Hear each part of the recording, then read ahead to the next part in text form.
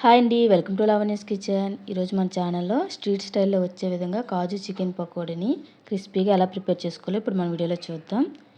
వీడియోలోకి వెళ్ళే ముందు అయితే ఒక చిన్న రిక్వెస్ట్ అండి, మీరు కనుక నా వీడియోని ఫస్ట్ టైం చూస్తున్నట్టయితే లైక్ చేయండి, షేర్ చేయండి, సబ్స్క్రైబ్ చేసుకుని అయితే మర్చిపోకండి. ఇప్పుడు వీడియోలోకి వెళ్ళిపోదాం.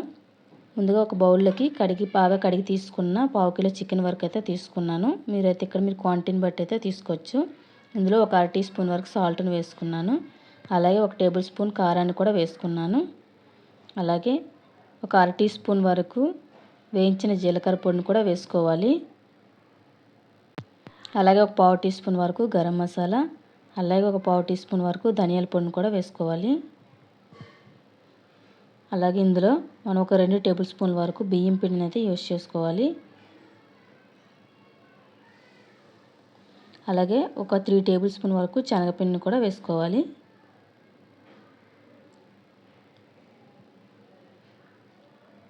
ఇప్పుడు ఇందులోకి 1 టేబుల్ స్పూన్ వరకు కార్న్‌ఫ్లోర్ని కూడా వేసుకోవాలి. ఇక్కడ కలర్ కోసం అయితే నేను కొద్దిగా రెడ్ ఫుడ్ కలర్ని అయితే వేసుకుంటున్నాను. మీకు వద్దనుకుంటే స్కిప్ చేసుకోవచ్చు. అలాగే కొద్దిగా కరివేపాకును కూడా ఇలా ముక్కలుగా కట్ చేసుకుని వేసుకోవాలి.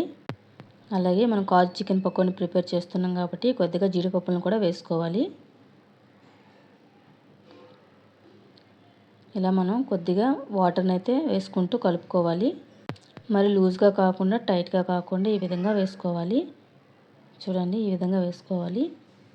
అలాగే ఇక్కడ ఒక అర చెక్క వరకు నిమ్మరసాన్ని కూడా వేసుకోవాలి.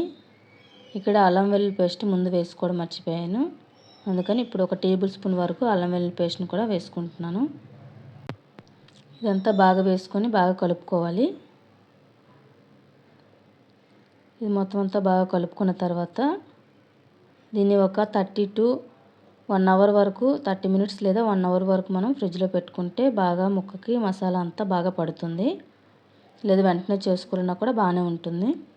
ఇది ఫ్రిడ్జ్లో ఒక అరగంట పాటు పెట్టుకున్న తర్వాత స్టవ్ ఆన్ చేసుకొని ప్యాన్ పెట్టుకొని ఇలా డీప్ ఫ్రైకి సరిపడా ఆయిల్ని అయితే వేడి చేసుకోవాలి. ఆయిల్ బాగా వేడెక్కిన తర్వాత ఒక్కొక్కటిగా ఇలా పీసెస్ అన్నిటిని ఇలా వేసుకోవాలి.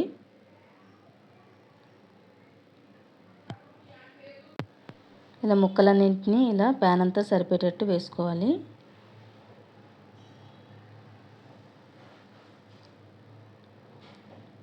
ఇవి మనం medium to high flame to adjust చేసుకుంటూ మనం ఫ్రై చేసుకోవాలి. కాసేపు అలా వదిలేసిన తర్వాత రెండో వైపు కూడా ఈ విధంగా టర్న్ చేసుకోవాలి.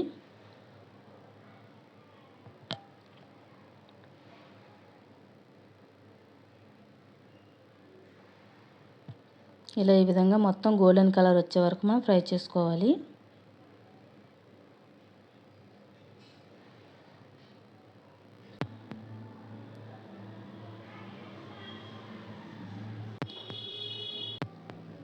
మొత్తం ఈ విధంగా ఈ కలర్ వచ్చే వరకు మనం ఫ్రై చేసుకోవాలి.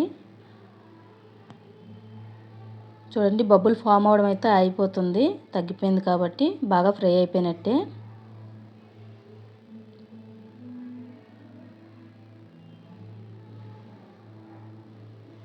ఈ టైంలో మనం ఇలా చిల్లుల గరిటెని లేదా ఒక జాలి లాంటి గరిటెని తీసుకొని మొత్తం ముక్కలన్నింటినీ కూడా అందులో తీసుకోవాలి. దాంతో ఈ విధంగా మొత్తం అన్నీ వేసేసుకోవాలి.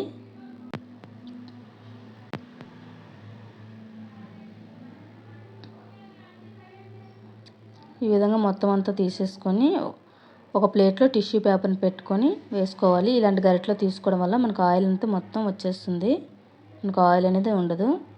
ఇలా ఒక ప్లేట్లో టిష్యూ పేపర్ని పెట్టుకొని ఇలా వేసేసుకోవడమే. ఇప్పుడు ఇందులోకి కొద్దిగా కరివేపాకును కూడా ఫ్రై చేసుకొని వేసుకుందాం. అంతేనండి, మన కాజు చికెన్ పకోడీ స్ట్రీట్ స్టైల్లో అయితే రెడీ అయిపోతుంది.